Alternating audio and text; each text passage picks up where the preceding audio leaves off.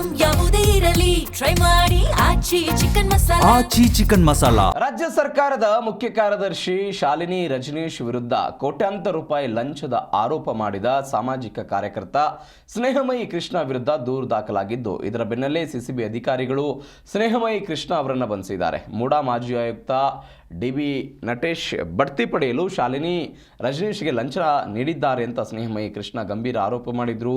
ಈ ಆರೋಪ ತೀವ್ರ ಸ್ವರೂಪ ಪಡೆದುಕೊಳ್ತಾ ಇದ್ದಂತೆ ನಟೇಶ್ ದೂರು ಕೊಟ್ಟಿದ್ದು, ಈ ದೂರಿನ ಅನ್ವಯ ಸಿಸಿಬಿಯ ಸೈಬರ್ ಕ್ರೈಮ್ ಠಾಣೆಯಲ್ಲಿ ಎಫ್ಐಆರ್ ದಾಖಲಾಗಿದೆ. ಇದರ ಬೆನ್ನಲ್ಲೇ ಸಿಸಿಬಿ ಅಧಿಕಾರಿಗಳು ಸ್ನೇಹಮಯಿ ಕೃಷ್ಣನನ್ನು ಬಂಧಿಸಿ ವಿಚಾರಣೆ ಮಾಡುತ್ತಿದ್ದಾರೆ. ಧ್ವನಿಯನ್ನು ಸೃಷ್ಟಿಸಿ ಸಾಮಾಜಿಕ ಜಾಲತಾಣದಲ್ಲಿ ಹಾಕಿ ಅಪಪ್ರಚಾರ ಮಾಡಿದ್ದ ಆರೋಪದ ಮೇಲೆ ಮೊದಲು ಸ್ನೇಹಮಯಿ ಕೃಷ್ಣ ಅವರನ್ನು ಸಿಸಿಬಿ ವಶಕ್ಕೆ ಪಡೆದುಕೊಂಡು ತೀವ್ರ ವಿಚಾರಣೆಗೊಳಪಡಿಸಿದೆ. ಬಳಿಕ ಅವರನ್ನು ಅರೆಸ್ಟ್ ಮಾಡಿದೆ.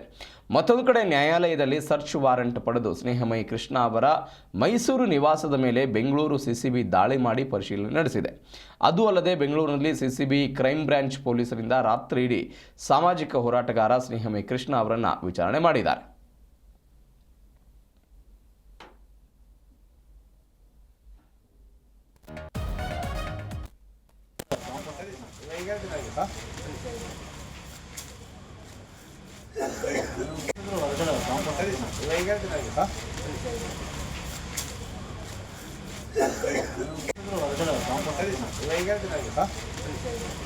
ಬೆಳಗ್ಗೆ ಅಟೆಂಡ್ ಆಗಿದ್ವಿ, ಮಧ್ಯಾಹ್ನಕ್ಕೆ ಟೈಮ್ ಕೊಟ್ಟಿದ್ರು ಆರ್ಗ್ಯುಮೆಂಟ್ ಮಾಡ್ತಾರೆ. ಅಲ್ಲಿ ನಮ್ಮಪ್ಪ ತನಿಖೆ ಈ ಲಂಚ ತಗೊಂಡಿದ್ದಾರೆ ಅನ್ನೋ ವಿಚಾರಕ್ಕೋಸ್ಕರ ಏನು ಅರ್ಜಿ ಸಲ್ಲಿಸಿದ್ರು ಅದ್ರದ್ದು ಆರ್ಗ್ಯುಮೆಂಟ್ ಇಟ್ಕೊಂಡಿದ್ರು. ಇವತ್ತು ಎಲ್ಲಿ ಅದನ್ನ ಆರ್ಗ್ಯುಮೆಂಟ್ ಮಾಡ್ತಾರೆ, ಆರ್ಡರ್ ಮಾಡ್ತಾರೆ ಅನ್ನೋದಕ್ಕೋಸ್ಕರ ಕರ್ಕೊಂಡು ಹೋಗಿದ್ದಾರೆ ಅಂತ ನಮ್ಗೆ ಡೌಟ್ ಪಡ್ತಿದೆ. ಅವ್ರು ಎಲ್ಲಿ ಹೋಗಿದ್ದಾರೆ, ಎಲ್ಲಿ ಕರ್ಕೊಂಡು ಹೋಗ್ತಿದ್ದಾರೆ ಅನ್ನೋದು ಸಿಸಿಬಿ ಪೊಲೀಸರ ಹತ್ರ ತಾವು ಕೂಡ ಮಾತಾಡಿದ್ರಿ, ಅವ್ರು ಏನು ಹೇಳಿದ್ರು ಸರ್? ನಮ್ಗೆ ಅವರು ಬಂದೇ ಇಲ್ಲ ಅಂತ ಹೇಳ್ತಿದ್ದಾರೆ.